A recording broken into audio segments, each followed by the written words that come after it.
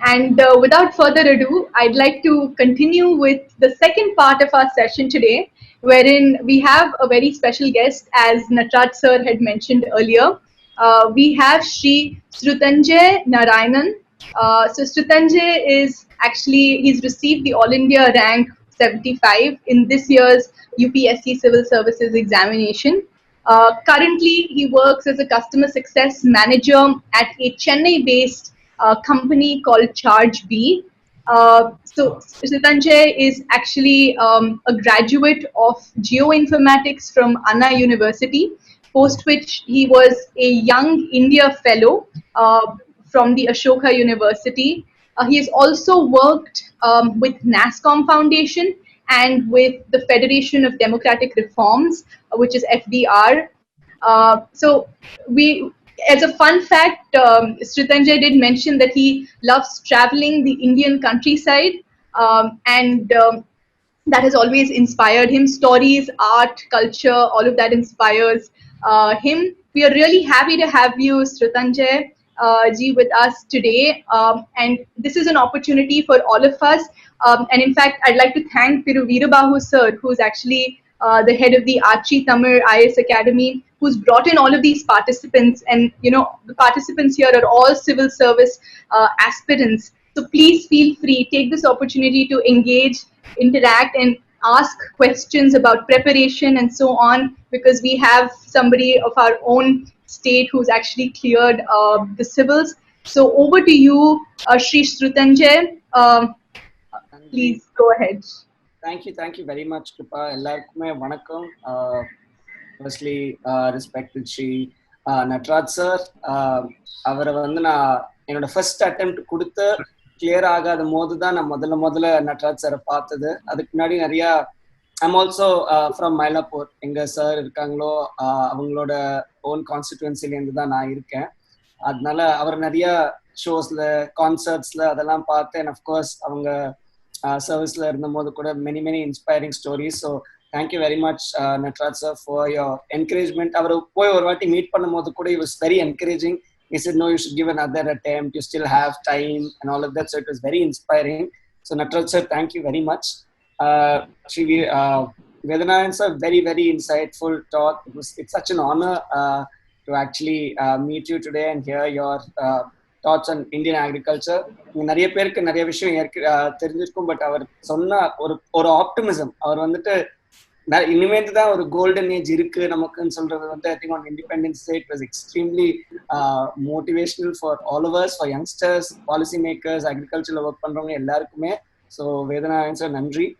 And Sri Veerabahu sir, Kiruppa காலைல சொல்லிட்டு இருந்தாங்க, நீங்க வந்து ஆட்சி தமிழ் ஐஎஸ் அகாடமியில எவ்வளோ நல்ல ஒர்க் பண்ணிட்டு இருக்கீங்க, நிறைய சிவில் சர்வன்ஸ்க்கு ஹெல்ப் பண்றீங்க அப்படின்னு சொல்லிட்டு. So thank you very much for having me as well sir. So அதுதான், I thought I'll just share a little bit about என்னோடைய ஜேர்னி.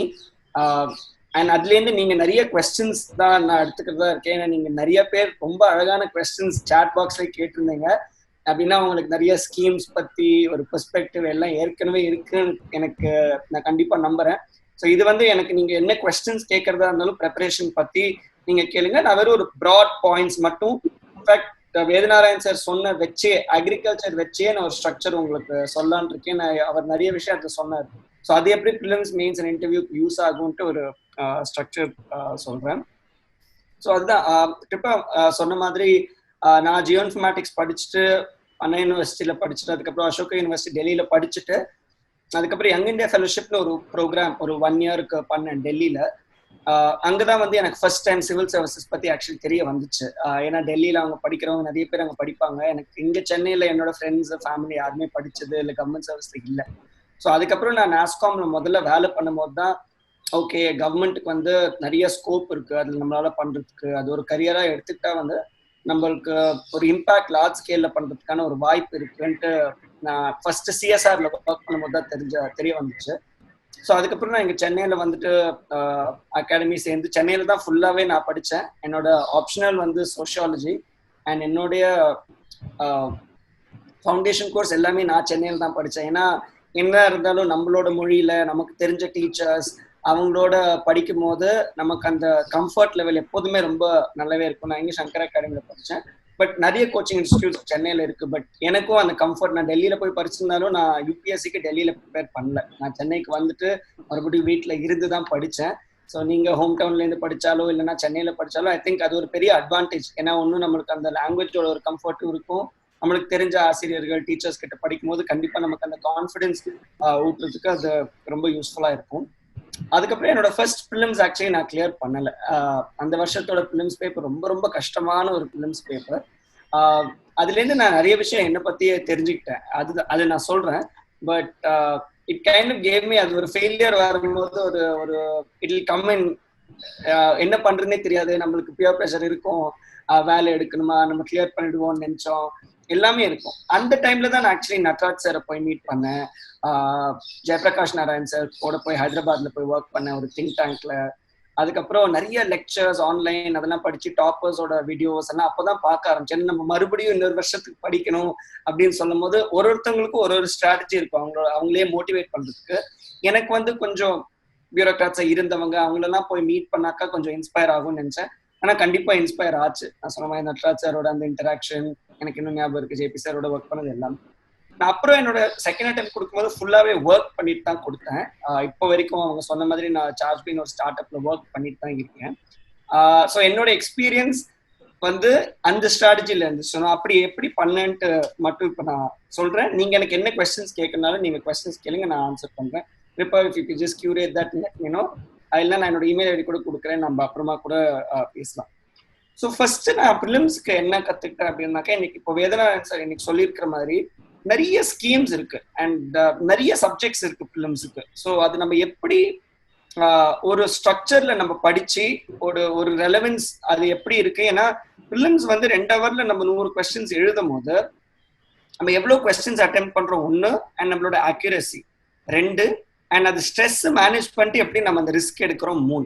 இந்த 3 விஷயங்கள் தான் ரொம்ப ரொம்ப முக்கியம். நமக்கு எவ்வளவு விஷயம் தெரியுதுன்னு actually it's not very important. ஏன்னா நம்ம எலிமினேஷன்ல தான் நம்மளுக்கு ஆக்சுவலி கொஸ்டின் தெரியும். என்னோட பிலிம்ஸ்ல ஆக்சுவலி போன வருஷம் எனக்கு அந்த 100 கொஸ்டின்ல முதல் ஐட்ரேஷன்ல எனக்கு 30 கொஸ்டின் தான் தெரிஞ்சிச்சு.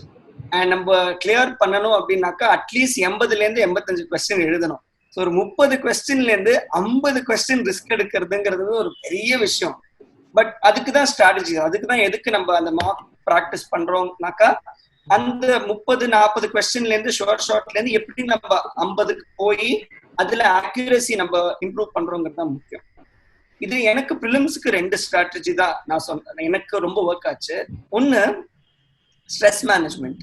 எனக்கு வந்து ஐ திங்க் எல்லாருக்குமே கொஞ்சம் ஆங்ஸைட்டி இருக்கும். அந்த காலையில நமக்கு எழுந்து போய் அந்த எக்ஸாம் எழுதும் போது ப்ரிலிம்ஸுக்கு ரொம்ப ரொம்ப முக்கியம் நம்ம தூங்கி கரெக்டா அந்த ஸ்லீப் சைக்கிள் அலைண்டா இருக்கணும். ஏன்னா நம்ம யூபிஎஸ்சி படிக்கிறவங்க நிறைய பேர் வந்துட்டு அன்டைம்ல தூங்குவோம், அப்புறம் நைட்ல ரொம்ப லேட்டா தூங்குவோம், இல்லைன்னா ரொம்ப சீக்கிரமா அது மாதிரி எல்லாம் இருக்கும். ஆனா காலைல 9 to 11 அந்த first 9:30 to 11:30 first paper, 2:30 to 4:30 second paper. So கரெக்டா தூங்கி இருக்கணும். அதுக்கு நான் நிறைய மெடிடேஷன் அதெல்லாம் வந்து ஒரு 2 months பிலிம்ஸ்க்கு முன்னாடியே பண்ண ஆரம்பிச்சேன். ஏன்னா நான் ஃபர்ஸ்ட் பிலிம்ஸ்ல அதெல்லாம் எதுவுமே பண்ணல.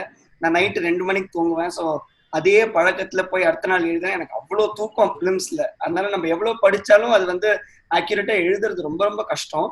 அதனால ஸ்ட்ரெஸ் மேனேஜ்மெண்ட் அண்ட் அதுக்காக யோகா மெடிடேஷன் அதெல்லாம் ரொம்ப பண்ண ஆரம்பிச்சேன். 2வது என்னோட ஸ்லீப் சைக்கிள்ஸ் அலைன் பண்ணிட்டேன். அதாவது காலைல 9:30 மணி to 11:30 நம்ம ஆக்டிவா இருக்கணும்னா 7 மணிக்கு எழுந்துக்கணும், இல்லை 6:30 மணிக்கு எழுந்துக்கணும். ஸோ அதுவே நான் கடைசி 1 மாசம் இந்த மாதிரி விஷயங்கள்ல நிறைய ஃபோக்கஸ் பண்ணேன். ரொம்ப படிச்சுட்டே இருக்கணும், கடைசி நிமிஷம் வரைக்கும் படிக்கணும்ட்டு நான் வந்து செகண்ட் அட்டெம்ப்ட்ல யோசிக்கல. ஸோ இது 2 ஐ திங்க் வெரி இம்பார்ட்டன்ட். அது மற்றவங்க சொல்றாங்களா எனக்கு தெரியல, but this is very important. Sleep and அந்த ஸ்ட்ரெஸ் மேனேஜ் பண்றதுக்கு மெடிடேஷன் பிராணாயாமா நீங்க என்ன வேணா பண்ணலாம். That's very important. நம்ம நாலேஜ் பெர்ஸ்பெக்டிவ், நீங்க எல்லாருமே இப்போ கோச்சிங் சேர்ந்துருக்கீங்க, இப்போ ஆச்சி ஐஎஸ் தமிழ் ஐஎஸ் அகாடமி சேர்ந்துருக்கீங்கன்னா உங்களுக்கு சப்ஜெக்ட்ஸ் கண்டிப்பா எல்லா டீச்சர்ஸுமே சொல்லி தருவாங்க. அண்ட் ரிசோர்சஸ் ஆன்லைன்ல கண்டிப்பா நிறைய இருக்கு. இதுக்கு தேவையான ஒரே ஒரு விஷயம் வந்துட்டு நியூஸ் பேப்பர்ல இருந்தா என்ன பொறுத்த வரைக்கும் கடைசி 2 வருஷமா நிறைய கொஸ்டின்ஸ் நியூஸ் பேப்பர்ல இருந்தா டைரக்டா வருது. இன்ஃபேக்ட் வேதநாராயணன் சார் சொல்லிட்டு இருக்கும் போதே எனக்கு அக்ரிகல்ச்சர்ல இருந்து போன வருஷம் சில பிலிம்ஸ் கொஸ்டின்ஸ் தான் ஞாபகம் வந்துச்சு. போன வருஷம் ஒரு கொஸ்டின் வந்து ரொம்ப சிம்பிளான கொஸ்டின், எம்எஸ்பி பத்தி ஒரு கொஸ்டின், மினிமம் சப்போர்ட் பிரைஸ்னு நம்ம சொல்ற ஒரு விஷயம். போன வருஷம் நிறைய விஷயம் அது கரண்ட் அஃபேர்ஸ்ல இருந்துச்சு. ஏன்னா இந்த பிஎம் கிசான்ங்கிற ஸ்கீம் வந்துருந்துச்சு. அதுக்கப்புறம் டாப்ஸ் போன வருஷம் பட்ஜெட்ல ரொம்ப அக்ரிகல்ச்சர் ஓரியன்ட் நிறைய கொஸ்டின்ஸ் இருந்துச்சு. ஸோ ப்ரிலிம்ஸ்ல நீங்க பாத்தீங்கன்னா அதுல இருந்து டிரைவ்ட் கொஸ்டின்ஸ் நிறைய இருந்துச்சு. டைரக்டா எதுவுமே கேட்க மாட்டாங்க ப்ரிலிம்ஸ்ல கூட யூபிஎஸ்சில. பட் அக்ரிகல்ச்சர் இப்போ கரண்ட் அஃபேர்ஸ்ல இருக்கு அப்படின்னாக்கா அதுக்கு சார்ந்த ஒரு ஸ்கீம், அப்படி இல்லைன்னா ரொம்ப கான்செப்சுவல் பேஸ்ட் ஒரு எம்எஸ்பினா என்னன்ட்டு நம்ம எல்லாருக்குமே தெரியும். இட்ஸ் அ வெரி நம்ம எலிமினேட் பண்ணி கூட அந்த காமன் சென்ஸ்க்குலாம் ஆன்சர் பண்ணலாம். ஸோ ப்ரிலிம்ஸுக்கு மெயினா உங்களுக்கு பேஸ் நாலேஜ் இருந்துச்சு அப்படின்னாக்கா news paper I think is important. Many of the questions for the last 2-3 years have been coming directly from the news derived from current affairs. So இப்போ அக்ரிகல்ச்சர்ல ஏதாவது நடக்குது, இப்போ international அஃபேர்ஸ்ல வந்து இப்போ சைனா ரிலேட்டடா ஏதாவது நடக்குது அப்படின்னா டைரக்டா சைனா ரிலேட்டட் கொஸ்டின் வராது, பட் ஜியாகிரபி ரிலேட்டட் ஒரு கொஸ்டின் வரலாம். லடாக்ல என்ன கிளேஷியர் இருக்கு, அங்க என்ன பாஸ் இருக்கு, இப்போ டோக்லாம்னா சிக்கிம்ல இருந்து என்ன ரிவர் ஸ்டார்ட் ஆகுது, ஸோ அது மாதிரி. ஸோ டிரைவ் கொஸ்டின்ஸ் நிறைய இருக்கும். ஸோ நம்ம மேப் ரீடிங் நியூஸ்லயே இப்பெல்லாம் நீங்க பாத்தீங்கன்னா நிறைய விஷயம் ஏற்கனவே அவங்க பிக்டோரலா விஷுவலா டேட்டாவோட நிறைய போடுறாங்க. ஸோ நியூஸ் பேப்பர் நம்ம கம்ஃபர்டபுளா படிச்சோம்னாக்கா ப்ரிலிம்ஸ்க்கு it will be very very important. So my 3 things are these again, which is 1 stress management and anxiety management, 2 aligning sleep cycles, 3 ஏற்கனவே நாலேஜ் இருக்கும், நம்ம அகாடமி போயிருக்கோம் இல்லைன்னா என்சிஆர்டிஎஸ் படிச்சிருக்கோம், அதெல்லாம் இருக்கும். அது வந்து நியூஸ் பேப்பரோட கொஞ்சம் கடைசி 6 months 1 year நியூஸ் பேப்பரோட புரிஞ்சுக்கிட்டோம்னா இந்த விஷயம் புரிஞ்சுக்கிட்டோம் அப்படின்னாக்கா நமக்கு ப்ரிலிம்ஸ்ல எலிமினேட் பண்ணி ஆன்சர் எழுதுறதுக்கு ரொம்ப யூஸ்ஃபுல்லா. ரெண்டாவது விஷயம், இப்போ மெயின்ஸ்ன்னு பாத்தீங்கன்னா இன்னைக்கு பியூட்டிஃபுல்லா வேதநாராயண் சார் அந்த ஸ்ட்ரக்சரே போட்டு வச்சுட்டாரு. அவருக்கு வந்து இப்போ ஒரு இன்புட், ஒரு அக்ரிகல்ச்சர்னு ஒரு கான்செப்ட் எடுத்துக்கிட்டோம்னாக்கா இன்புட் அதுக்கு என்ன தேவை, land, labour, seeds, fertilizers, irrigation, ஓகேங்களா. ஸோ இதெல்லாம் தான் இன்புட்ஸ். அதுக்கப்புறம் அதுக்கு என்னெல்லாம் ப்ராசஸஸ் இருக்கு, இப்போ என்னெல்லாம் மெத்தட்ஸ் இருக்கு, இப்போ ஆர்கானிக் அக்ரிகல்ச்சர் இருக்கு, இன்டிகிரேட்டட் ஃபார்மிங் சிஸ்டம்ஸ் இருக்கு, ப்ரிசிஷன் அக்ரிகல்ச்சர்னு ஒரு கான்செப்ட் இருக்கு, நிறைய விஷயம் இருக்கு இப்போ ப்ராசஸிங்ல. அதுக்கப்புறம் அவுட்புட்ல நம்மளுக்கு என்னெல்லாம் தேவை, இப்போ போஸ்ட் ஹார்வெஸ்ட் வந்து நம்மளுக்கு இன்சூரன்ஸ் தேவை, அவர் ஃபசல் பீமா யோஜனா பத்தி பேசினாரு, மார்க்கெட்டிங் தேவை, இப்போ சப்ளை செயின் பத்தி ஒரு கொஸ்டின் கேட்டிருந்தாங்க. ஸோ வந்துச்சுன்னா அது எப்படி ஃபார்ம்ல இருந்து நம்மளோட சாப்பாடாகுது, ஃபுட் எப்படி நம்ம ப்ராசஸ் பண்றோம், எக்ஸ்போர்ட் எப்படி பண்றோம், இந்த மாதிரி விஷயங்கள்லாம். ஸோ நம்ம இது மாதிரி ஏதாவது ஒரு ஸ்ட்ரக்சர், மெயின்ஸுக்கு சிலபஸ் கிளியரா இருக்கு. அவங்க சிலபஸ்ல இருந்து எந்த கொஸ்டினும் எக்ஸ்ட்ரா கேட்கவே மாட்டேங்கிறாங்க. போன வருஷம் கஷ்டமா இருந்துச்சு பேப்பர், பட் டைரக்டா சிலபஸ்ல இருந்தா வந்துச்சு. ஸோ அக்ரிகல்ச்சர்லாம் ஒரு 4-5 வார்த்தை இருக்கும், அது உங்களுக்கு கண்டிப்பா அகாடமில சொல்லி கொடுத்துருப்பாங்க, அவங்க அதுல இருந்து தான் கேட்கறாங்க. ஆனா உங்களுக்கு மைண்ட்ல புரிஞ்சுக்கிறதுக்கு இது மாதிரி ஒரு ஸ்ட்ரக்சர், இப்ப நான் சொன்னது வந்து இன்புட், ப்ராசஸ், அவுட்புட், அப்படி இல்லைனாக்கா pre harvest, during harvest, post harvest, அப்படி இல்லைனாக்கா சோயிங்ல இருந்து ஆரம்பிச்சு போஸ்ட் ஹார்வெஸ்ட் என்னெல்லாம் நடக்குது, அது கீழே என்னெல்லாம் தீம்ஸ் இருக்கு, ப்ராசஸஸ் இருக்கு, அதுல என்னெல்லாம் கவர்மெண்ட் ஸ்கீம்ஸ் இருக்கு, என்னெல்லாம் டிபேட்ஸ் இருக்கு. இப்போ சோயிங் அப்படின்னாக்கா இப்போ ஜெனட்டிக் ஜிஎம் கிராப்ஸ் பத்தி எனக்கு பேசணும். ஜிஎம் கிராப்ஸ் டைரக்டா சிலபஸ்ல இருக்கிற ஒரு விஷயம். ஸோ அதோட ப்ரோஸ் என்ன, அதோட கான்ஸ் என்ன, அதுக்குண்டான இப்போ கவர்மெண்ட் கவர்னிங் பாடிஸ் என்ன, genetic I think this GAC under ministry of environment and forest. So அது மாதிரியான என்னெல்லாம் கவர்னிங் பாடிஸ் இருக்கு, என்னெல்லாம் ஸ்கீம்ஸ் இருக்கு. ஸோ இது மாதிரி ஒரு கான்செப்டுக்கும் ஸ்ட்ரக்சர் போட்டு அவங்க நோட்ஸ் எழுதி வச்சுக்கணும்ட்டு நான், ஏன்னா டைம் ரொம்ப கம்மியா இருக்கும், அதனால ரொம்பலாம் எக்ஸ்ட்ரா படிக்கவே முடியாது. ஸோ அக்ரிகல்ச்சர்ல இருந்து இந்த மாதிரி ஒரு ஸ்ட்ரக்சர் போட்டு வச்சுட்டோம்னாக்கா அவங்க டெக்னாலஜின்னு கேட்டாக்கா நம்ம இதே ஒரு ஸ்ட்ரக்சர் போட்டுக்கலாம். இன்புட்ல டெக்னாலஜி, ப்ராசஸஸ்ல டெக்னாலஜி, அவுட்புட்ல டெக்னாலஜி. போன வருஷம் கேட்டிருந்தாங்க பயோடெக்னாலஜியோடைய பெனிஃபிட் யூஸ் ஃபார்மிங்ல எப்படி யூஸ் பண்ணலாம். ஸோ நான் பயோடெக்னாலஜி வந்து seeds, GM crops and seeds, pesticides, biopesticides, so அதுல பயோடெக்னாலஜி யூஸ் ஆகும். ப்ராசஸஸ்ல எப்படிலாம் யூஸ் ஆகும், அகைன் மென்யூர்ஸ், ஃபர்டிலைசர்ஸ், அதெல்லாம் கிரீன் மென்யூர், அதுல இப்போ ஆர்கானிக் ஃபார்மிங் அதுலலாம் யூஸ் ஆகும்.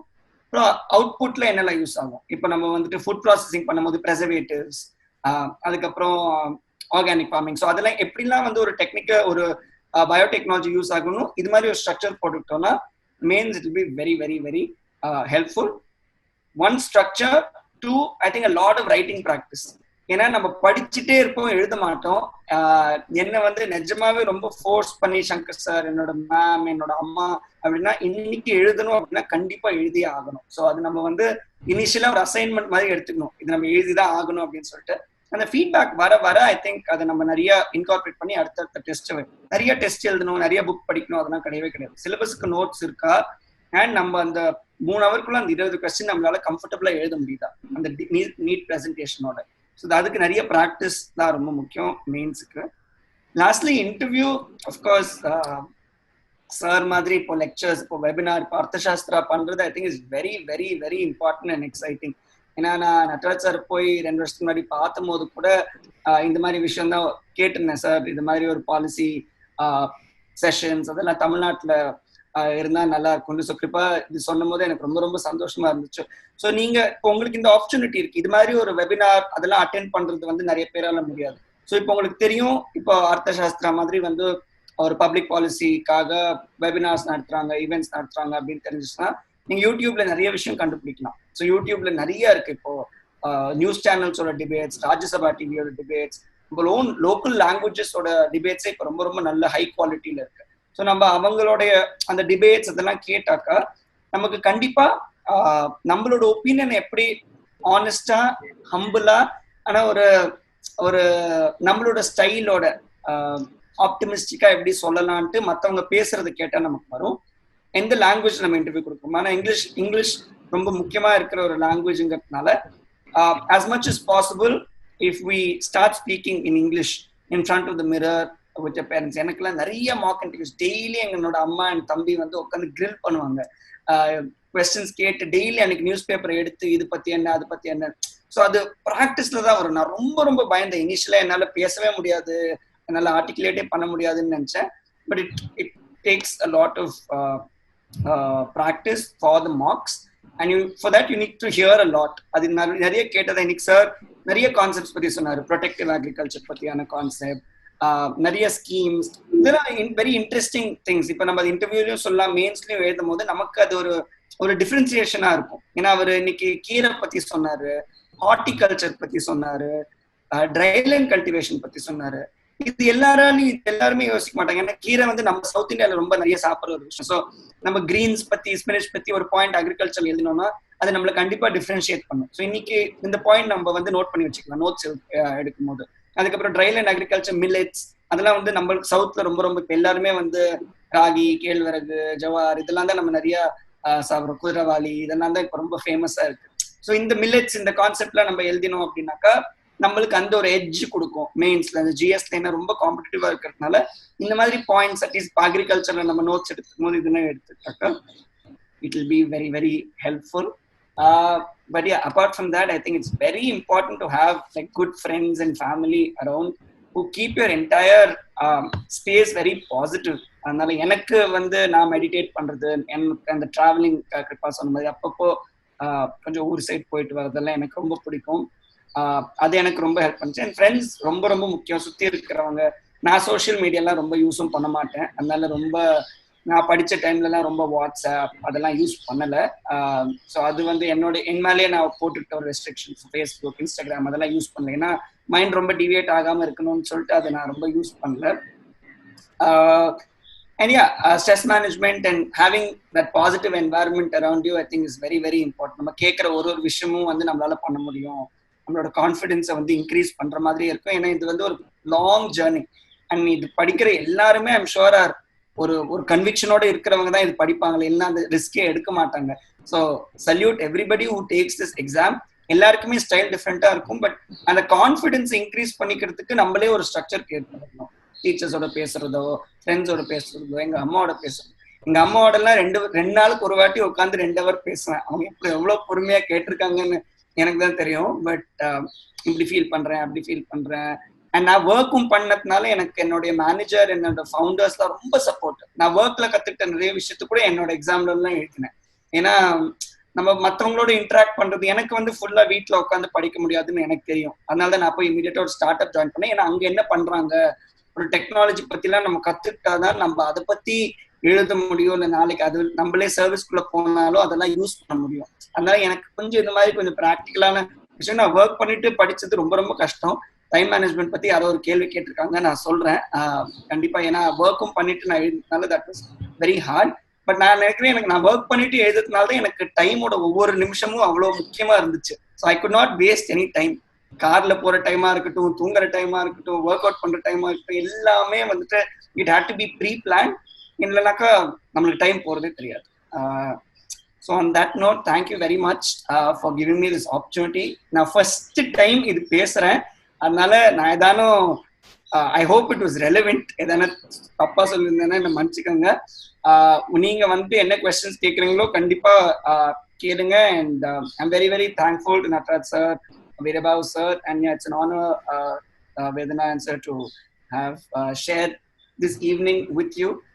Thank you very much, and yeah, Kripa, I can take some questions. Thank you so much, Shritanjay. This is very helpful, and I think we have a lot of questions here.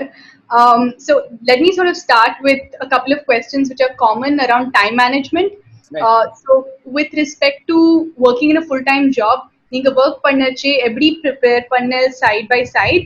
Also, with respect to time management in prepping, as well as time management during writing your exams.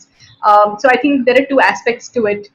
One is from preparation standpoint, one is from timing yourself when you're writing, or like, you know, when you're attempting various stages of prelims as well as mains exams. Right?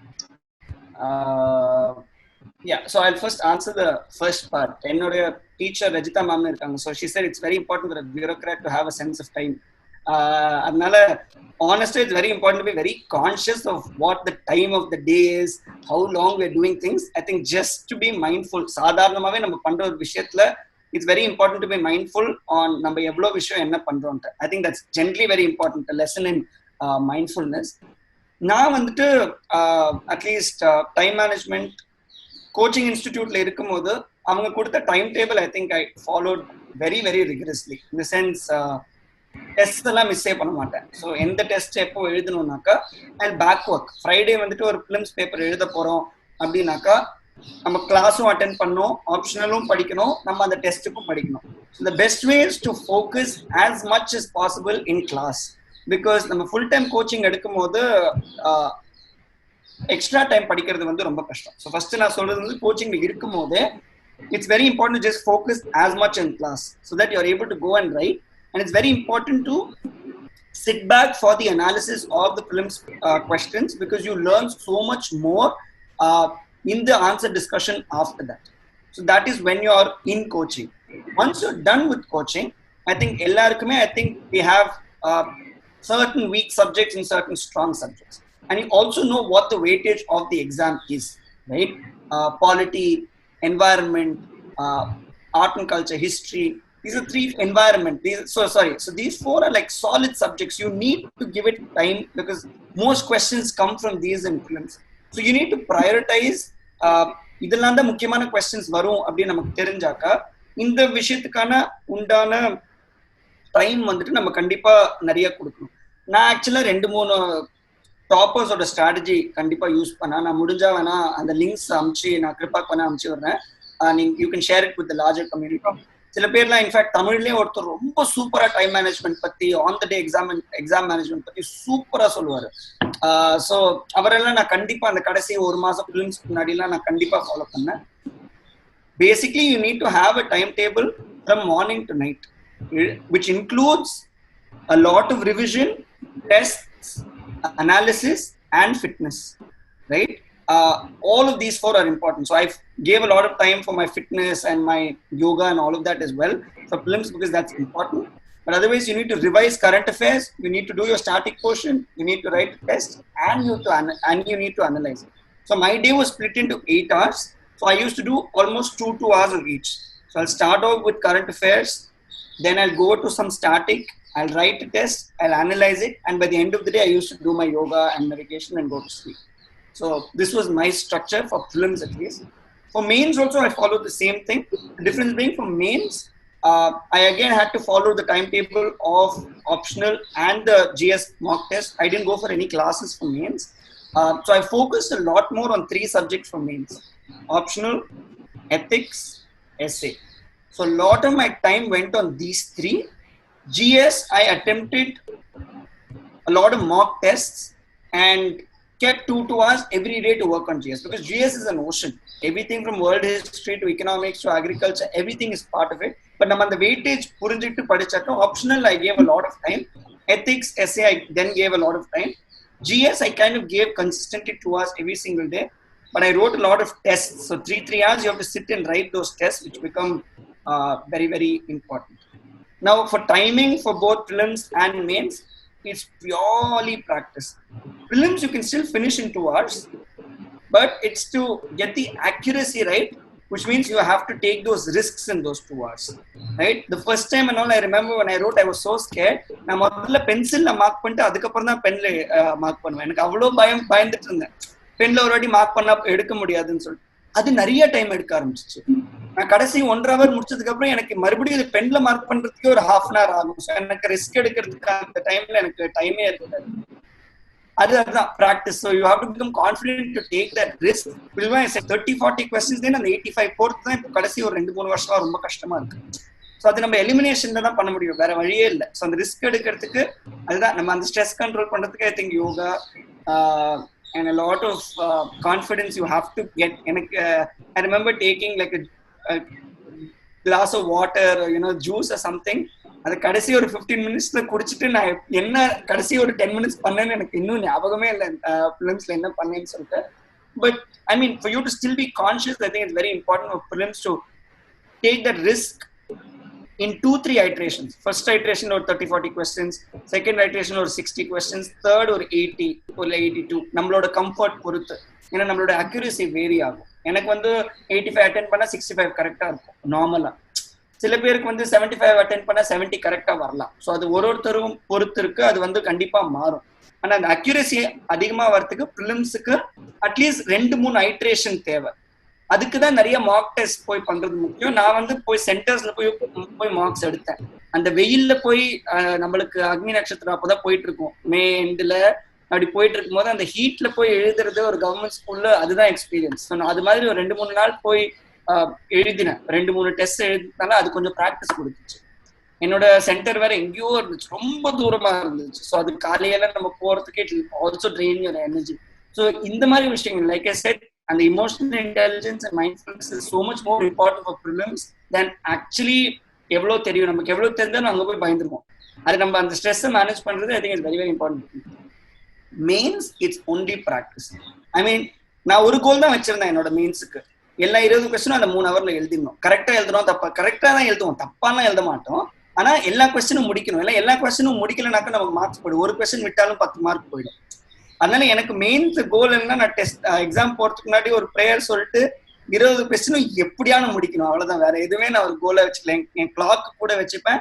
ஒரு கொஸ்டினுக்கு 7.5 minutes 10 mark இருக்கு, and ஒரு 12 mark 15 mark இருக்கு 12 minutesனாக்கா I stuck to that.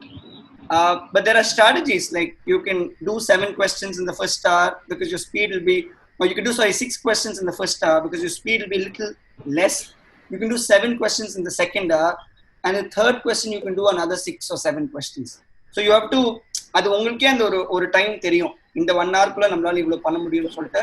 But அது நிறைய practice தான். At least ஒரு 10-12 வாட்டி full test. I would have almost taken 23-hour test, which means 60 hours I've only started written.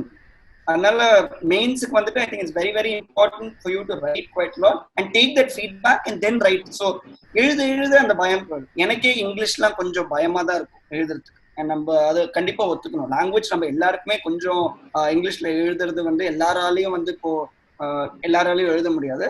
இங்கிலீஷ்ல எழுதுறதுக்கு கண்டிப்பா பயம் இருக்கும். ஆப்ஷனல் சப்ஜெக்ட்லாம் இப்போ நீங்க சோஷியாலஜி, ஆந்த்ரோபாலஜி எல்லாம் எடுத்திருக்கீங்கன்னா கண்டிப்பா பயம் இருக்கும். பட் நீங்க கவலையப்படாதீங்க. சென்னையில படிச்சிருக்கோம், இங்க படிச்சிருக்கோம், அதெல்லாம் எதுவுமே கிடையாது. ப்ராக்டிஸ்ல கண்டிப்பா வந்துடும். அதுக்கு நீங்க என்ன பண்ணணும்னா, நீங்க நோட்ஸ் கம்மியா வச்சுக்கிட்டு நிறைய ப்ராக்டிஸ் பண்ணி எழுத அந்த ஸ்ட்ரக்சர்ல நீங்க மோஸ்ட் இம்பார்ட்டன்ட் கீவேர்ட்ஸ் போட்டீங்கன்னா you'll be able to finish 20 questions in 3 years.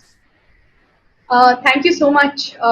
So Shritanjay, we had another question, actually combining a couple of questions which have come up. One question was Pati, notes writing. So what is the technique that you followed to store notes and to record all the things that you read, right? 2, how did you go about revising the same, right? Did you sort of spend time revising your notes every single day? How did you go about managing that? And what were your newspaper reading habits? Okay. I'm not an expert at note making at all. So I actually relied on, but I had very good class notes, and I stuck to my class notes till the end. They were very, very good. Every time I understood more, when I went back to the class notes, I was like, oh my God, இதுவே ரொம்ப போதும், நம்ம extra ரிசோர்ஸஸ்லாம் ரொம்ப போய் தேட வேண்டாம். But actually நிறைய free resources அவைலபிளா இருக்கு ஆன்லைன்ல. நான் ஒரு விஷயம் மெயின்ஸுக்கான டிஃப்ரெண்டா பண்ணது, சிலபஸை வச்சுக்கிட்டு சிலபஸுக்கு உண்டான இம்பார்ட்டன்ட் பாயிண்ட்ஸ் எல்லாம் எக்ஸாமுக்கு ஒரு 1 month முன்னாடி நான் எழுதி வச்சுக்கிட்டேன். ஸோ நான் எக்ஸாமுக்கு முன்னாடி நான் எதுவுமே எனக்கு எடுத்துட்டு போறதுக்கு முடியாது. சிலபஸ் வச்சுட்டு அதை டாபிக் வைஸ் பிரிச்சு A4 சைஸ் ஷீட்ல வந்து ஒரு மாதிரி டிவைட் பண்ணிட்டு இம்பார்ட்டன்ட் பாயிண்ட்ஸ் எல்லாம் நான் எக்ஸாம்ல இருந்து வந்தது எல்லாமே எழுதி வச்சுக்கிட்டேன். ஸோ எனக்கு எக்ஸாமுக்கு முன்னாடி ஐ ஹேட் லைக் எல்லா பேப்பருக்கும் GS 1 2 3 4 essay ஆப்ஷனல் எல்லாத்துக்கும் I had like very small notes. இப்போ எஸ்ஏனா கோட்ஸ் எழுதி வச்சுக்கிட்டேன், எக்ஸாம்பிள்ஸ் எழுதி வச்சுக்கிட்டேன். எத்திக்ஸ்க்கு நிறைய எக்ஸாம்பிள்ஸ், நிறைய world leaders, Indian national leaders, அவங்கள பத்தி அவங்களோட கதைகள் எக்ஸாம்பிள்ஸ்லாம் எழுதி வச்சுக்கிட்டேன். நான் வந்து எழுதுறதோட நிறைய கேட்டு தான் எனக்கு அந்த மாதிரி கேள்வி ஞானத்துல என்ன நான் பாடுறதுனால என்னன்னு தெரியாது, எனக்கு நிறைய கேட்டு பார்த்தா எனக்கு ஐ ரீடைன் மோர். ஸோ நான் நிறைய லெக்சர்ஸ்லாம் ஆன்லைன்ல I keep going back to. So இப்போ ஆன்லைன் லெக்சர்ஸ் இருக்கிறவங்க ஆன்லைன் லெக்சர்ஸ், அப்படி இல்லைன்னா கூட நிறைய NPTEL இதுல இருக்கிற வீடியோஸ் நிறைய ஆன்லைன் இருக்கு. I keep going back to them or I watch documentaries. இப்போ ஹிஸ்ட்ரிலாம் எனக்கு ரொம்ப எல்லாம் ஃபுல் புக்ஸ் எல்லாம் படிக்கவே முடியாது. அதுக்கெல்லாம் வந்துட்டு சில நைஸ் BBC டாக்குமெண்ட்ரிஸ்லாம் இருக்குது, வெரி 6-part டாக்குமெண்ட்ரிஸ். அதெல்லாம் அதுலேருந்து நான் நோட்ஸ் எழுதி வச்சுப்பேன், இது மாதிரி எழுதினா நல்லா இருக்கும் அப்படின்னு சொல்லிட்டு. நான் ரொம்ப கடைசி வரைக்கும் நோட்ஸ் எழுதிட்டேன். கிளாஸ் நோட்ஸ் ஒன்று, அண்ட் இந்த நோட்ஸ் இன் டர்ம்ஸ் ஆஃப் இந்த example notes was very very useful. ஏன்னா எக்ஸாமுக்கு முன்னாடி நீங்க வெறும் இதை ஃபிளிப் பண்ணிட்டு போனா இதுதான் உங்க மைண்ட் டாப்ல இருக்கும். ஆப்ஷனலுக்கு எஸ்ஏக்குலாம் அது ரொம்ப ரொம்ப யூஸ்ஃபுல்லா இருக்கும். News paper editorials I read quite a lot. எனக்கு initially it was very very difficult, but I think it's an important habit to cultivate because it improves your language. Again, it helps you in essay, it helps you in optional, it helps you even in the interview to articulate your ideas much better.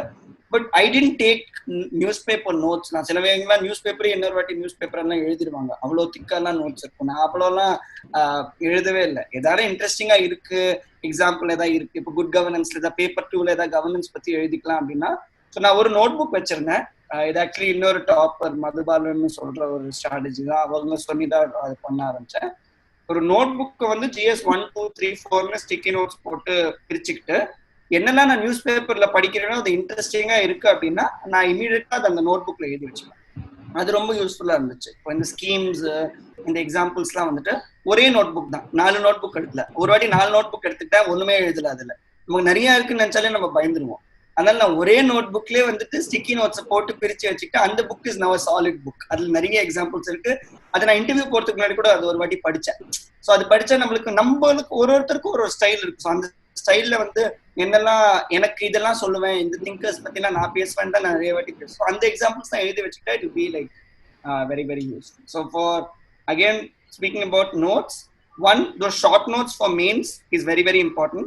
Two, for newspaper just have one notebook, split it into 4 GS plus 2 optional and essay. All 7 you can do in one notebook. நம்ம அவ்வளோ notes எல்லாம் எடுத்தா ஞாபகமும் இருக்காது. இது ரெண்டும் நம்ம news பேப்பர்ல இருந்து we can write it under these. You can either do it syllabus wise or just do it paper wise. It's fine. After some time your mind will start making those connections. So உங்களுக்கே தெரியும் இந்த point வந்து இந்த part of the syllabus போய் எழுதணும். Did I cover everything, Kripa? Yes, absolutely. I know we're sort of running over time, but in the interest of time, we'll take one more question. Yeah, sure. If that's okay. We'll take one final question, and I'm combining a couple of questions that we've got. So how did you first of all choose your optional subject, given the fact that you did your undergrad in geoinformatics? Yeah. So how did you go about taking up sociology? Two, as part of that, for your English, the language paper, how did you, or the essay paper rather, how did you figure out what topic to write on? Interesting. So நான் geography geoinformatics யூஜியில் மட்டும் எடுக்கல. நான் சென்னையில் படிச்சும் போது நான் என்னோட 11th and 12th கூட geography எடுத்தேன். ஸோ எங்களோட ICSE சிலபஸ்ல அந்த ஆப்ஷன் இருந்துச்சு. ஆனால் நான் 12th ஜியாகிரபி எடுத்தாலும் நான் 10th அதை ஸ்டாப் பண்ணேன். ஆனால் ஜியாகிரபி எனக்கு 12th லோவஸ்ட் மார்க் அதுல தான் வந்துருந்துச்சு, 92 ஏதோ. அதனால எனக்கு ஜியாகிரபி எடுத்தாலே வந்து கொஞ்சம் மார்க் வராதுன்னு அப்போ ஒரு இதுல இருந்தது. ஜியோஇன்ஃபர்மேட்டிக்ஸ் ஓரளவுக்கு நல்லா தான் பண்ணேன். பட் எனக்கு சில parts I found a little difficult in geography. எனக்கு geomorphology and about rocks and all of that, I find it a little difficult. என்னால் அது எழுத முடியும். நான் யங் இந்தியா ஃபெலோஷிப் படிச்சும் போது I had very very good faculty in sociology. Amita பாவிஸ்கர்னு சொல்லிட்டு நீங்க யூடியூப்ல செக் பண்ணா ரொம்ப அழகா பேசுவாங்க. அவங்க டெல்லி யூனிவர்சிட்டியோட டீச்சர். அவங்க சோஷியாலஜி ஆஃப் தி என்வாயர்மெண்ட்னு ஒரு ஒரு ஒரு சப்ஜெக்ட் ஒன்று எடுத்தாங்க. ஸோ ட்ரைபல்ஸோட இம்பாக்ட் என்ன, சோஷியாலஜியால வந்துட்டு எப்படி நிறைய பெர்ஸ்பெக்டிவ்ஸ், எனக்கு நிறைய விஷயம் தெரிஞ்சது வந்து YIFல தான். ஹிஸ்டரியா இருக்கட்டும், சோஷியாலஜியா. அவங்க எடுத்த போது I was like, oh my god, இந்த பெர்ஸ்பெக்டிவ் வந்து நம்ம ஒரு சிவில் சர்வெண்டா ஆனா கூட it's important to solve a particular problem அப்படின்னு தெரிய வந்துச்சு. So one, I got that interest in Delhi. Two, the teacher that I got in Shankar Academy was like fabulous. Her name is Rajita ma'am. She is more a mentor and a guide. I'm full away. So I think also that kind of effort and the personal attention and the encouragement that I got from my teacher, I think certainly helped for sociology. I started loving the subject so much in the sense எனக்கு எல்லா விஷயமே அப்புறம் படம் பார்த்தாலும் sociology பத்தி பேசுவேன், சாப்பாடு சாப்பிட்டாலும் சோஷியாலஜி பத்தி பேசுவேன். So it became very, very useful for me. But yeah, the influence of Delhi kind of teaching sociology, I think I incorporated when I wrote my mains. Many people don't do that, but I think கொஞ்சம் அந்த thinkers அதெல்லாம் நான் அங்கேருந்து எடுத்து கொஞ்சம் எழுதினேன். நான் YIFல படிச்சதெல்லாம் கூட I think that was nice. So I tried to mix both. சென்னையில படிச்சது plus டெல்லியில படிச்சது எழுதினதுக்கு. Essay paper. Essay, actually people mug a lot of quotes and all of that. But I think it's very important because அங்க போய் எழுதும் போது அந்த ஒரு இம்பாக்ட் கொடுக்கறதுக்கு I think it's important for us to differentiate us from others. So போன வருஷத்துக்கு எனக்கு வந்து philosophical essays தான் ரெண்டு சைட், ஒரு பார்ட்டே was only philosophical essays. So you really didn't have much choice. So you had to take a philosophical subject and write. And the topic that I chose was dedication to acceptance of mistakes and dedication to improve are the two secrets of success. So I gave like a global perspective. நிறைய விஷயம் அப்போ நிறைய world thinkers, நிறைய எக்ஸாம்பிள்ஸ்லாம் எத்திக்ஸ்ல படிச்சதெல்லாம் அப்படியே enjoy பண்ணி எழுதினேன் அந்த S A பேப்பரை. Second one, I got last year there was a good choice on primary healthcare and education. So that's a common topic that all of us write. So I think it's important to have about 5-6 topics that we know well about. அதுல quotes எல்லாம் எடுத்தாக்கா நம்ம மற்ற விஷயத்துல கூட use பண்ணிக்கலாம். Health, education, environment, women's empowerment, social justice, climate change, technology, social media, right? These 7-8 topics are all around us. These are the social forces. If I were not to say, these are the ones that make most impact. இப்போ டெக்னாலஜியில் நம்மளுக்கு ஒரு நாலு quotes, climate சேஞ்சில் ஒரு 4 quotes, இப்போ ஆல்கோரை நம்ம code பண்றோம், இல்லைனாக்கா ஐபிசிசி கோட் பண்றோம், அப்படிலாம் கோட் பண்ணோம்னாக்கா நிறைய பேர் அதெல்லாம் பண்ண மாட்டாங்க.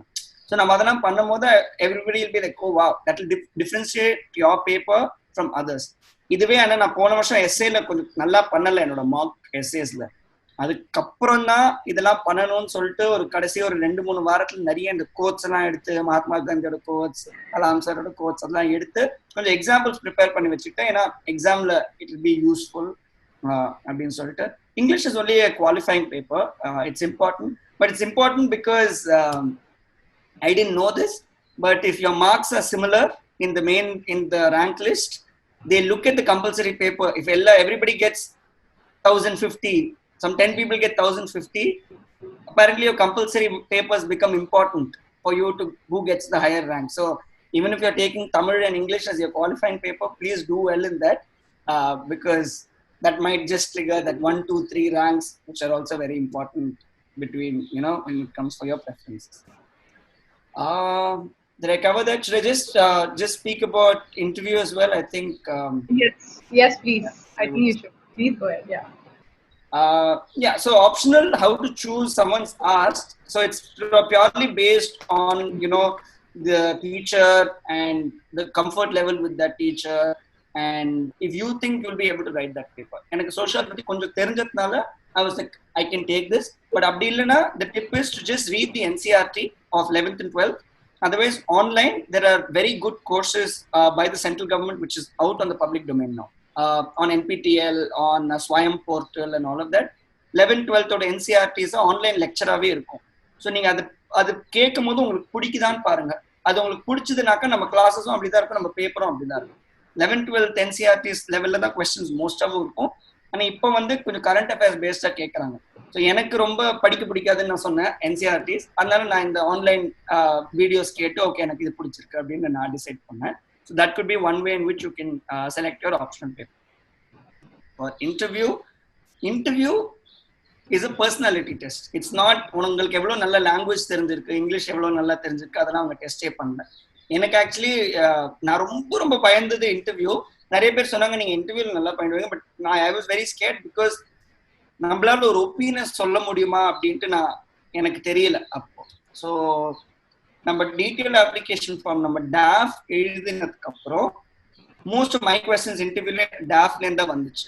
ஸோ அதுலேருந்து நம்ம ஃபர்ஸ்ட் நம்ம டாஃபை எடுத்துக்கிட்டு பிரைமரி கொஸ்டின்ஸ், இப்போ நான் சென்னையில் பிறந்திருக்கேன் அப்படின்னா சென்னை ரிலேட்டட் கொஸ்டின்ஸ், நான் ஒரு ஸ்டார்ட் அப்ல ஒர்க் பண்றேன்னா you can frame some questions. Start up இந்தியானா என்ன, டெக்னாலஜியில வந்து இப்போ இந்தியா நல்லா பண்ணுதா பண்ணலையா, உங்க ஸ்டார்ட் அப் என்ன பண்ணுது, தமிழ்நாட்டில் அண்ட் இந்தியாவில் வந்து ஆண்டர்பிரினர்ஷிப் எப்படி டெவலப் பண்ணலாம்.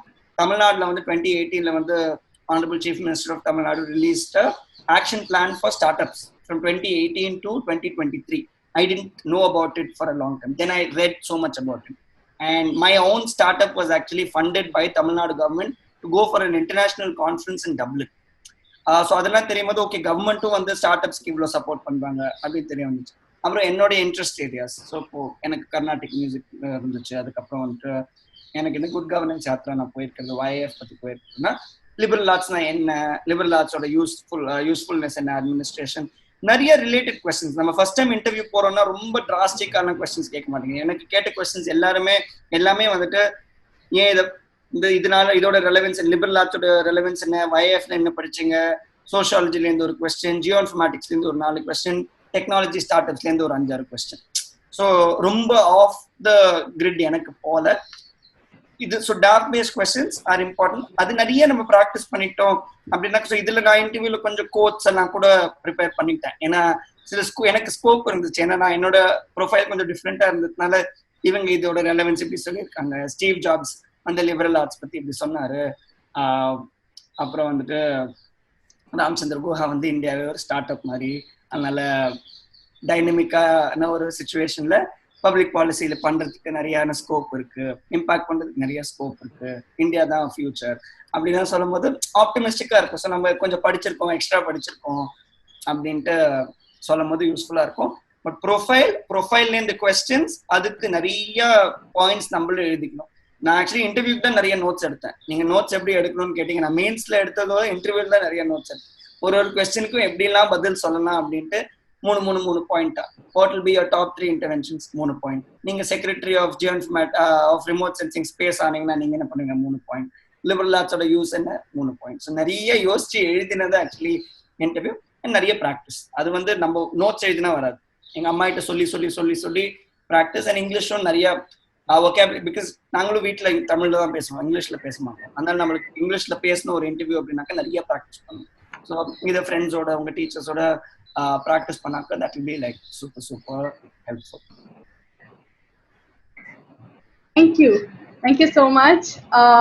So I think we will wrap up today's session, but thank you so much, Shratanjay. This was super useful, and I'm sure we have several questions in our minds still, and I'm sure we have more questions that we've not answered yet. I'm just sort of going to email these to you, and it'll be great to sort of have your responses on the same when you get a chance to respond. So thanks. Would you like to say something? No. Okay, perfect. All right. So thank you so much. And I'd like to invite Thiru Veerabahu sir to say a few words on behalf of Archie Tamil IAS Academy. அனைவருக்கும் வணக்கம். தம்பி சிறுதஞ்சையுடைய கலந்துரையாடல் மிகவும் பயனுள்ளதாக இருந்தது. குறிப்பாக இளைஞர்கள் எப்படியெல்லாம் தயாரிக்கிறார்கள், அவருடைய அனுபவங்கள்.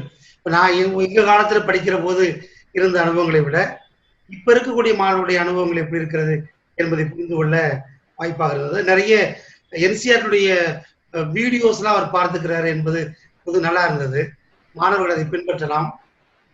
ஆக நிறைய கொஞ்சம் வேறுபடுத்த உங்களுடைய அணுகுமுறையும் சரி, உங்களுடைய ஆப்ஷனல் சப்ஜெக்ட் எல்லாமே புதுமையாக இருந்தது என்பதனால் உங்களுடைய வெற்றி எளிமையாக இருந்தது. உங்களுக்கு என்னுடைய வாழ்த்துக்கள் தம்பி. நம்முடைய மாணவர்களும் இது மாதிரி பின்பற்றி தொடர்ந்து ஒரு வெறித்தனமாய் வெற்றியை அடைய வேண்டும் என்பதற்கு தொடர்ந்து நீங்கள் தயாரிக்க வேண்டும். உங்களுடைய அணுகுமுறைகளை, உங்களுடைய பயிற்சி முறைகளை இன்னும் முழுமைப்படுத்த வேண்டும். குறிப்பாக என்சிஆர்டி பாட புத்தகத்தை முழுமையாக படித்தாலே இந்த வெற்றி மிக எளிமையானது என்பதை இன்னொரு செய்தியை சொன்னார். நடப்பு செய்திகளுக்கான முக்கியத்துவம் தற்போது அதிகரித்திருக்கிறது என்பது. ஆகவே செய்தித்தாள்களையும் என்சிஆர்டி புத்தகத்தை படித்தாலே யூபிஎஸ்சி தேர்வானது மிக எளிமையாக ஆகிவிடும். ஆகவே தமிழ் வழியில் படிக்கிற மாணவர்களும் இந்த தேர்வை வெற்றி பெற முடியும் என்பதற்கு இந்த ஆண்டும் சில மாணவர்கள் வெற்றி பெற்றிருக்கிறார்கள். 2020 ஆட்சி தமிழ் ஐஏஎஸ் அகாடமி சார்பில் தமிழ் வழி மாணவர்களின் வெற்றியை அதிகரிக்க வேண்டும் என்பதற்காக இந்த பயிற்சியை இன்னும் கூர்மைப்படுத்தி இருக்கிறோம். மாணவர்கள் இது போன்ற கலந்துரையாடல்களை தொடர்ந்து கலந்து கொண்டு வெற்றியாளர்களில் இன்றைக்கு மரியாதைக்குரிய ஐயா வேதநாதன் ஐயா அவர்கள் மிகச்சிறந்த ஒரு உரையை நிகழ்த்தினார்கள். இது போன்ற உரைகளை எல்லாம் மாணவர்கள் தொடர்ந்து பின்பற்றி கவனித்தால் அவங்களுடைய பிரதான தேர்வுக்கு மிக பெரிய அளவில் பயன்படும். அனைத்து மாணவர்களும் தொடர்ந்து பங்கேற்க வேண்டுகிறேன். So that was an excellent presentation by a young Srinjay. It was really very, very inspiring for everybody to learn how he had kind of approached this, because it's all a question of cracking the examination. It is not the knowledge that is important. To end with a quote, no point in doing things, different things, but doing it differently. I think that will ensure success. So with this, we end this program. Thanks a lot. Over to you. Thank you so much, sir. Thank you so much, everyone.